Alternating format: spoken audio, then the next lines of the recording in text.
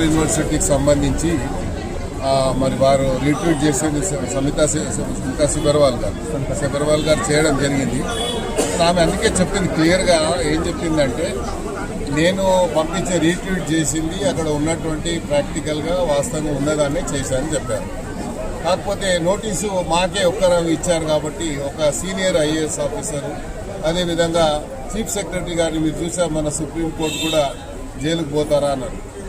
మరి శాంతకుమారి గారు senior IAS officer, ఆమె టోటల్ క్యారియర్లో ఎక్కడ కూడా ఆమెకు చెడ్డ పేరు లేదు. కానీ మన సుప్రీంకోర్టు కామెంట్ వల్ల ఆమె ఎంతో హ్యూమిలేషన్కి గురైందని మనం అర్థం చేసుకోవచ్చు. ఎందుకంటే ఒక మంచి హానెస్ట్ ఆఫీసర్కి ఇలాంటి చివాట్లు రావడం అనేది బాధాకరంగా, మాకు కూడా బాధాకరంగా ఉంది. ఎందుకంటే ఆమె పూర్తి క్యారియర్లో ఎక్కడ కూడా ఆమెకు ఒక చిన్న మచ్చ కూడా లేకుండా ఆమె పనిచేసుకుంటూ వచ్చేది. అదేవిధంగా సబర్వాల్ గారు కూడా చాలా హానెస్ట్ ఆఫీసర్, ఆమె కూడా స్మితా సబర్వాల్ కూడా. మరి ఆమె ఉన్న వాస్తవాన్ని రీట్వీట్ చేసింది తప్ప ఏదో గవర్నమెంట్ చేసిందని నేను భావించడం లేదు, గవర్నమెంట్ ఉద్దేశపూర్వకంగా బ్లేమ్ చేసిందని నేను భావించడం లేదు.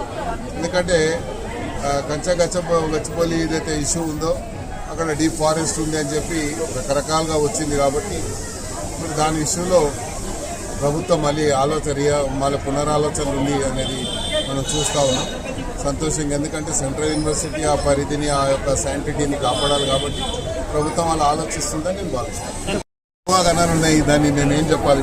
అసలు ఆ సభ పైన మీ ఉద్దేశం ఏంటి? అసలు భారీ సక్సెస్ అట, అది ఉప ఎన్నికలు కూడా వస్తాయంటారు.